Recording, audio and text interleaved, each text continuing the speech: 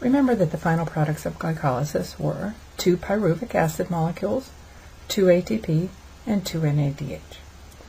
The pyruvic acid will enter the mitochondria. There are 2 pyruvic acid per 1 glucose molecule will enter the mitochondria. It will lose, each molecule will lose a carbon, and that carbon is lost as CO2, and it will become a 2-carbon acetyl coenzyme A. This acetyl coenzyme A then enters the citric acid cycle.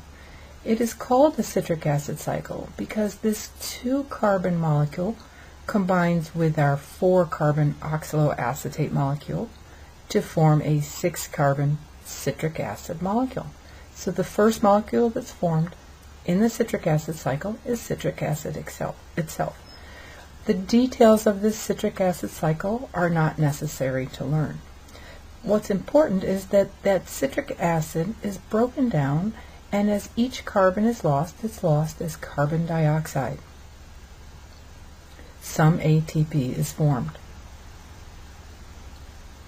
But there are a lot of NADH formed. And those NADH molecules that have grabbed high energy hydrogens and their accompanying electrons go to the 3rd step, the electron transport chain, to produce the mass amounts of ATP. It is at this final step that oxygen is required. So the citric acid cycle begins.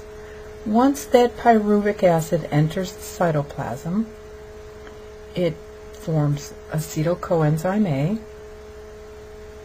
That acetyl coenzyme A will combine with oxaloacetate to form citric acid.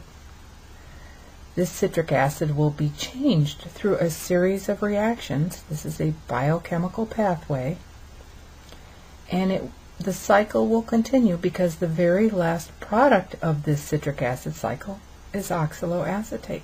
So as long as oxaloacetate is continued to be formed by the cycle, the process will continue. For each citric acid molecule, you are going to form 1 ATP. The hydrogens are transferred to NAD to form NADH, and there's another hydrogen carrier called FAD, which will grab 2 hydrogens to form FADH2, and 2 carbon dioxides are produced. So in the citric acid cycle itself, we form hydrogen carriers, NADH and FADH2, small amounts of ATP.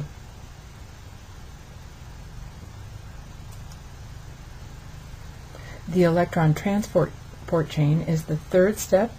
Those hydrogen carriers, the NADH and the FADH2, carry the hydrogen and their accompanying high energy electrons to the electron transport chain. So here's our NADH with its hydrogens. The enzymes of this system are located in the membrane of the mitochondria, and they're all next to each other so the reactions can occur in a stepwise manner. The electrons from the energy from the electrons is transferred to an enzyme called ATP synthase. And ATP synthase, it's almost like the hydrogens shoot through the ATP synthase, kind of like water flowing over a dam. It just shoots through it, and as those hydrogens shoot through the ATP synthase, ATP is formed from ADP. Oxygen is required at this very last step, and water is formed, metabolic water. You might want to spend some time and go over this summary of cellular respiration. We've talked only about glucose entering the citric acid cycle, but all of our foods that we eat can enter. The carbohydrate molecules that we eat, starch, will be broken down in a catabolic pathway, and possibly those monosaccharides, the glucose, will enter the Krebs cycle or citric acid cycle to be further broken down to form ATP, or the monosaccharides may enter an anabolic pathway in the liver and in our muscles to form glycogen for energy storage.